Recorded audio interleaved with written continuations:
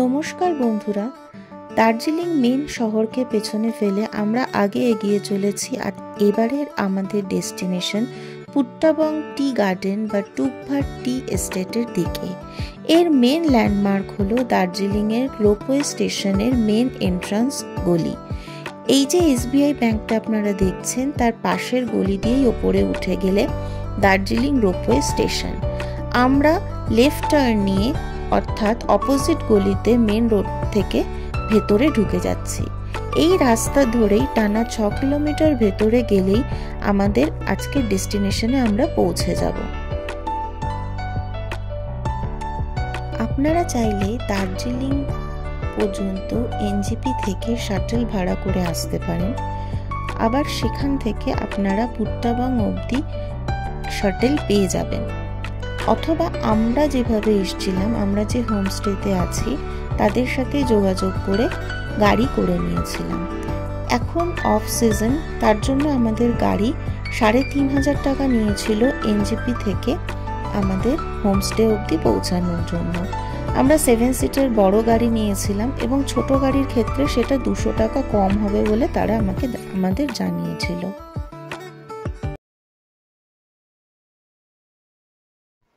Good morning বন্ধুরা, সামনে বসার জায়গাটায় এতক্ষণ বসেছিলাম। একটু ভালো করে লক্ষ্য করে দেখো, একটা রোপওয়ে ওপরে উঠছে। এই রাস্তাটা দিয়ে সামনে আরও এগিয়ে গেলেই আমাদের হোমস্টে। আমি কালকে রাস্তার ফুল ভিডিও করতে পারিনি, তার কারণ অফবিট লোকেশন এবং বর্ষাকাল হওয়ার জন্য রাস্তার কন্ডিশন একটু খারাপ আছে। তবে গাড়ি একদম হোমস্টের গেট অবধি পৌঁছে যাচ্ছে, কিন্তু ভীষণ জার্কিং হচ্ছিল বলে আমি ভিডিওটা করতে পারিনি ভালো করে। আচ্ছা, এখন তোমাদেরকে নিয়ে যাই আমাদের হোমস্টের ভিউয়ের জন্য। এই রাস্তা ধরে সোজা এগিয়ে গেলেই আমাদের হোমস্টে। এই গ্রামটাতে হাতে গুনে ৯-১০টার বেশি তোমরা বাড়ি পাবে না। অর্থাৎ আমাদের মতো অফবিট লোকেশন প্রিয় মানুষদের জন্য কিন্তু এটা একদম প্রপার জায়গা। এটা হলো মাউন্টেন প্যারাডাইজ হোমস্টে, আমাদের 3 দিনের আপাতত থাকার জায়গা। চলো তোমাদেরকে ঘুরে দেখাই পুরো হোমস্টেটা। সামনে বেশ সুন্দর বড় খোলামেলা জায়গা রয়েছে, বাচ্চারা আসলে এখানে কিন্তু ভালো এনজয় করবে। এইদিকে রয়েছে একজনের ঘর আর ফার্ম। কে সেই একজন, অবশ্যই তার সাথে তোমাদের পরিচয় করাবো। এই হোমস্টেটা চালান সৃঞ্জানাদি আর সঞ্জয় দা। তাদের একটা ছোট্ট ছেলে আছে। আমার ছেলে তো সারা দিন তার সাথে খেলা করছে। এখানে সে একটা সঙ্গী পাওয়া বিশাল বড় কথা।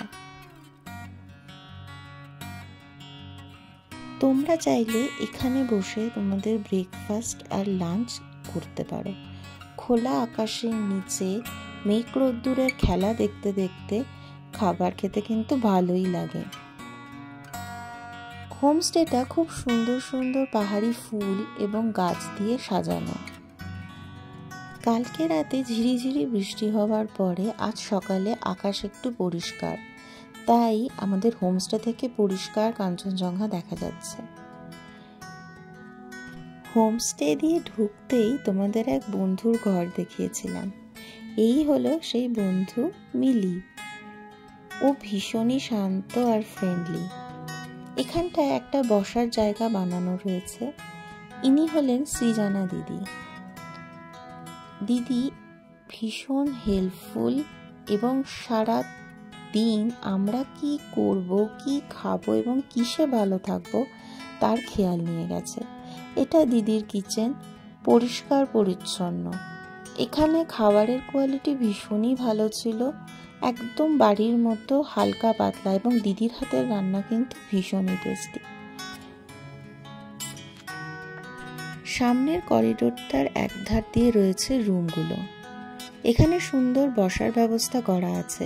এখানে বাইরে বসেও তোমরা চা খেতে খেতে কাঞ্চনজঙ্ঘা দেখতে পারো আমাদের মতো।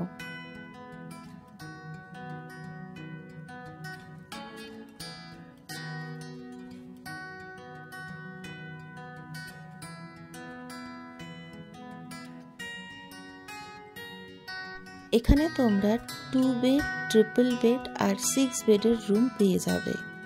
আমরা অফ সিজনে এসেছিলাম, তাই জন্য এখানকার ট্যারিফ 1200 করে ছিল 4 বেলা খাওয়া দাওয়া এবং অ্যাকোমোডেশন নিয়ে।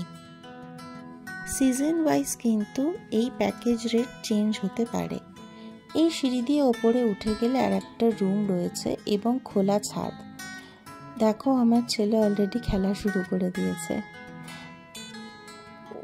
বাচ্চাটা ভীষণই মিষ্টি, ক্যামেরাকে খুব অ্যাভয়েড করে।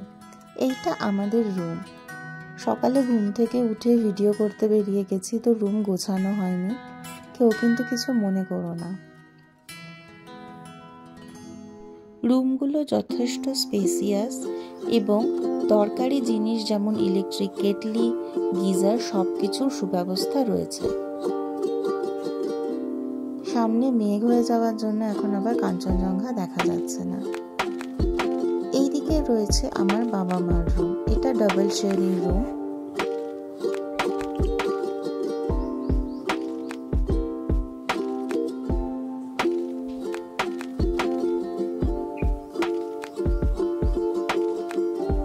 সামনে খোলা ভ্যালি, নিচে এখানটায় বারবিকিউ বা বনফায়ার করার জন্য জায়গা বানানো। বন্ধুরা, রোপওয়ে থেকে তোলা আমাদের হোমস্টের ভিডিও, আর যে বসার জায়গা দিয়ে শুরু করেছিলাম এটা সেটা। যারা দার্জিলিংয়ের ভিড়ের থেকে একটু দূরে নিরিবিলিতে চা বাগানের মাঝখানে নিজেদের উইকেন্ড কাটাতে চাও, অবশ্যই এখানে আসতে পারো। ভিডিওটা পছন্দ হলে চ্যানেল সাবস্ক্রাইব আর শেয়ার করো।